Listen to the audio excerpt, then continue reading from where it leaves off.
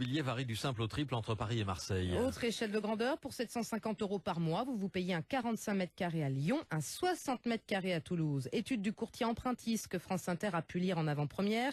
Ce qui ressort aussi, c'est que tous les prix depuis le mois de janvier sont repartis à la hausse. Et là encore, avec des écarts importants entre les villes, augmentation beaucoup plus faible à Montpellier par exemple qu'à Bordeaux.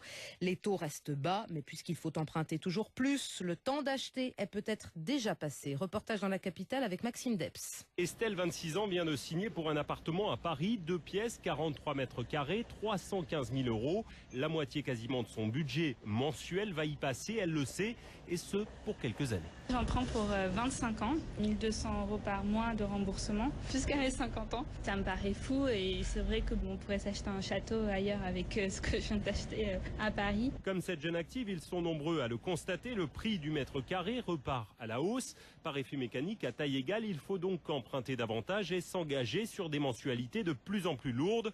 Pour financer l'acquisition à crédit d'un 60 mètres carrés à Paris, par exemple, un particulier doit ainsi compter sur un budget de 2 500 € par mois. Chiffre en constante augmentation et tendance qui se confirme ailleurs que dans la capitale. Cécile Roclor, à l'origine de l'étude chez le courtier Empruntis. Par rapport à janvier 2017, à Bordeaux, ça va représenter 75 € de mensualité en plus et à Strasbourg, ce sera près de 40 €. Ça peut paraître des hausses qui restent mesurées. Cependant, les ménages les plus modestes vont du coup trouver une difficulté supplémentaire pour financer ce surplus de mensualité. Et ces hausses ont une raison, les taux bas, justement. Les vendeurs estiment que les acheteurs ont davantage les moyens et n'hésitent pas à en profiter. Phénomène qui n'épargne aujourd'hui aucune des 11 plus grandes villes françaises. Et tous les détails de cette étude à lire sur franceinter.fr.